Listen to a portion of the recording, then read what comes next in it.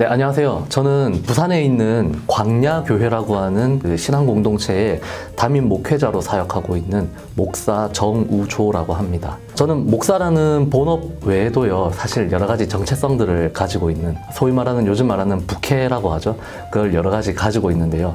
그 중에 하나는 서평을 전문적으로 쓰는 서평가, 그리고 또 하나는 좀 들으시면 의아하게 생각하실 수도 있는데 무도가, 나름 무도가라는 또 그런 정체성을 가지고 있기도 합니다. 저는 현재 극진공수도, 극진가라데라고 부르는데 극진공수도를 수련한 지 한 20년 정도 된 사범이고요. 그리고 또 특별히 극진공수도 신극진의 한국연맹의 부회장으로도 지금 일을 하고 있습니다. 그리고 또 제가 부업으로 현재 스탈리온짐이라고 하는 부산에 있는 한 복싱장에서 코치로 또 일을 하고 있어요. 그래서 사실은 목사, 그리고 서평가, 그리고 무도인 이라고 하는 이런 여러 가지 정체성들이 한데 어우러져서 저라고 하는 인간을 만들고 있는데, 그래서 가끔씩은 조금 헷갈리기도 합니다. 내가 과연 나는 어떤 인간인가. 아무튼 그렇습니다. 잘 부탁드립니다.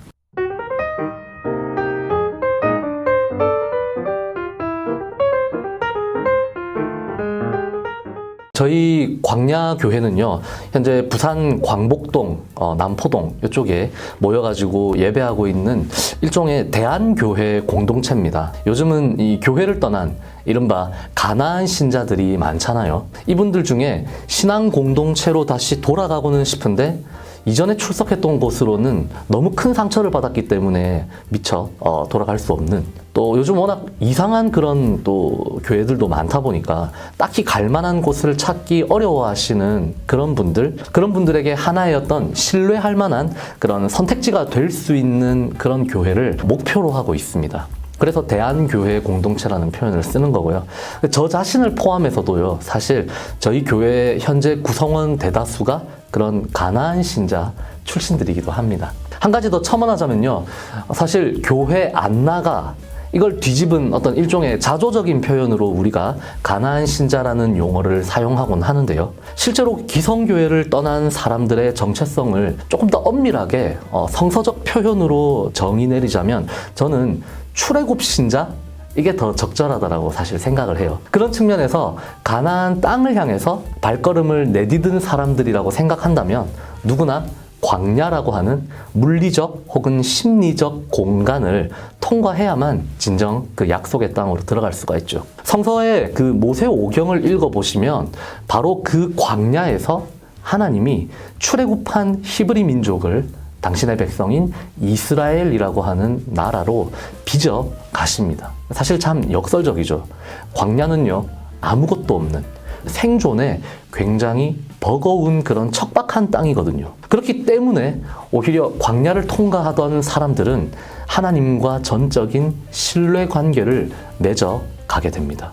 가난하고 아프고 배고프지만 도리어 그것 때문에 넘치는 사랑과 행복을 경험하는 그런 장소가 되는 것이죠. 저희는 바로 그런 신앙 공동체를 목표로 하고 있습니다. 실제로 저희 공동체 대부분이 가난하고 벅찬 일상을 살아가는 사람들이지만 꽤 만족스럽고 또 행복한 그런 신앙생활을 함께 만들어가고 있거든요. 부산에 거주하시고 혹시 교회로 돌아가고 싶은 분들이 계신다면 저에게 연락 주시면 감사하겠습니다. 상처가 커서 공동체의 일원이 되는 것까지는 부담이 된다, 그런 분들을 위해서요, 저희 교회는 정회원 자격과 그리고 주일에 예배만 그냥 참석하고 돌아가실 수 있는 방문 성도라는 멤버십으로 따로 구분해서 사실 교회를 운영하고 있기도 합니다.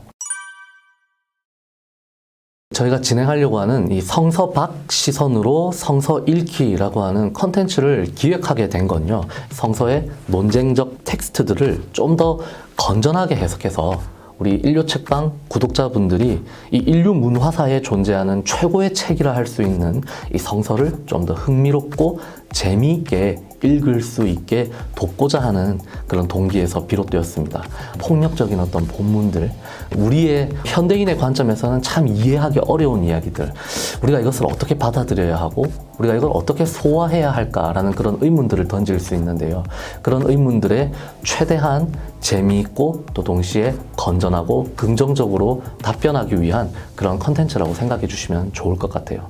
성서 밖의 시선에서 성서에는 미처 기록되지 않은 그 사건들 혹은 여러 가지 이야기들을 둘러싸고 있는 배경과 맥락을 우리가 만약에 학습하게 된다면, 그리고 그 전체 지식 안에서 이 성서의 어떤 본문을 들여다보게 된다면, 이 본문을 읽고 이해하고 소화하고 적용하는 그런 지평들이 훨씬 더 넓어지고 훨씬 더 건전해질 수 있다는 것을 이 컨텐츠를 통해서 함께 발견하고 싶습니다. 그런 의도에서 기획한 컨텐츠니까요. 앞으로 잘 지켜봐 주시고 또 재미있게 같이 한번 성서를 읽어봐 주시면 참 좋겠습니다.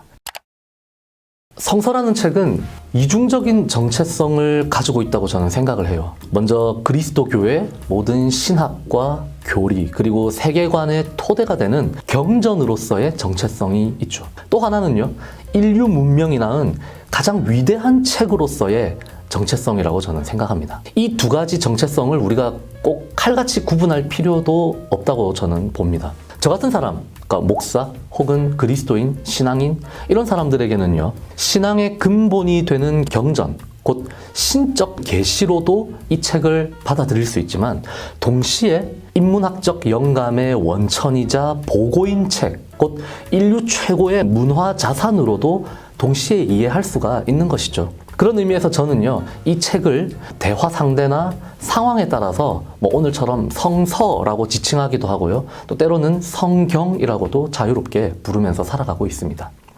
현대인들에게 성서란 앞서 언급한 이 두 가지 정체성 가운데 후자의 경우 어떤 인류 최고의 문화 자산, 인문학적 가치를 가진 그런 위대한 책, 이렇게 해당할 때가 더 많은 것 같아요. 경전으로서의 기능보다는 인간의 문화와 역사가 새겨져 있는 어떤 위대한 발자취, 우리 호모사피엔스 문명의 본성과 특징들이 응집되어 있는 그런 일종의 결정체 중 하나로 우리가 볼 수 있죠.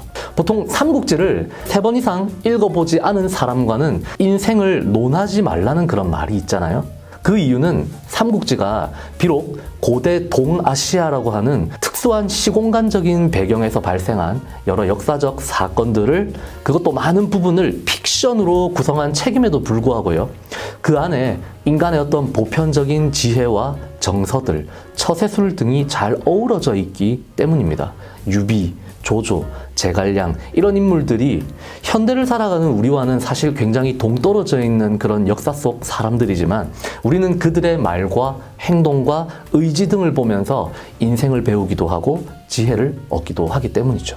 성서는요, 삼국지보다 훨씬 더 거대한 그리고 심오한 시공간적 배경과 맥락들을 가지고 있습니다. 그런 면에서 이것을 하나님의 말씀이 아니라 그냥 인간의 책이라고 우리가 인지하고 읽는다 해도 더 폭넓고 치밀한 지혜들을 이 책으로부터 끌어내 얻을 수가 있습니다. 다만 성서는 특히나 구약의 경우 이스라엘 민족, 또 신약의 경우는 교회라고 하는 특정한 공동체를 1차 독자로 가지고 있어요. 일반 대중을 위해 만들어진 책이라기보다 특정한 종교 집단을 위해 주어진 책인 그런 셈인데요. 그런 의미에서 삼국지보다 훨씬 더 위험한 책이 될 수도 있죠. 위험하다는 표현은 그 강력한 어떤 영향력 때문이기도 하고요. 또 이 책의 전반에 흐르고 있는 종교적 이데올로기를 우리가 건전하게 해석하지 못할 경우에 독자에게 미치는 파급력이 매우 파괴적일 수 있기 때문입니다. 현대인들이 고대 문헌을 접할 때 이러한 시공간적 그리고 종교적 간극이라고 하는 이런 덮개를 건전하게 걷어내고 성서를 탐독한다면 이 책은 그야말로 우리 인생과 가치관을 뒤바꿔 놓을 만한 최고의 이야기, 최고의 책이 될 거라고 저는 생각을 합니다.